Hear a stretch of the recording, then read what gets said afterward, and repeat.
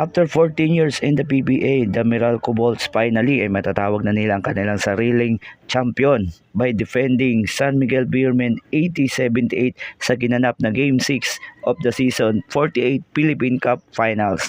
Pero bago po tayo magsimula, intro muna tayo.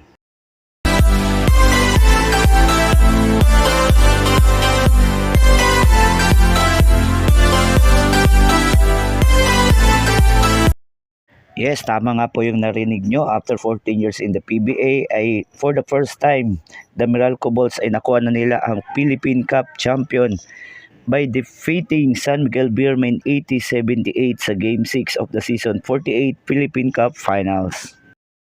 Lumamang nga po ng 17 points sa second quarter ang Meralco Bolts, but kailangan nilang pigilan ang miracle comeback ng San Miguel Beermen sa second half. Pagkatapos nga ma-shoot ni Junmar Fajardo ang miracle 3 points, ay si Chris Newsome nga po ang nagligtas sa Meralco Bolts by hitting a fall-away jumper with 1.3 seconds left remaining para maibalik ang kalamangan sa Meralco, at ito ang nagligtas at nabigay sa kanila ng kampyonato. Sa pamamagitan ng leadership ni Coach Active Consultant Coach Nenad and Coach Luigi Trillo, the Meralco Bolts finally captured its maiden title in the PBA simula nung sumali sila sa PBA noong nabili nila ang franchise ng Santa Lucia Realtors. Ito rin ang kauna-unahang first major crown simula nung 1971 nung manalo sila sa MICAA Open Conference.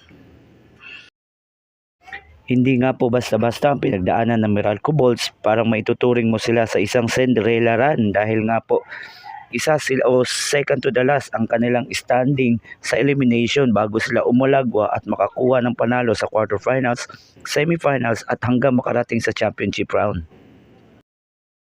Dahil nga din sa ganda ng nilalaro ni Chris Newsome, ay siya nga din po ang itinanghal na finals MVP sa championship game ng Meralco Bolts at San Miguel Beermen.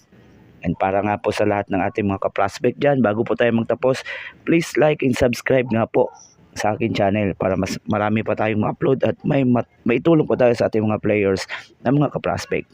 Salamat!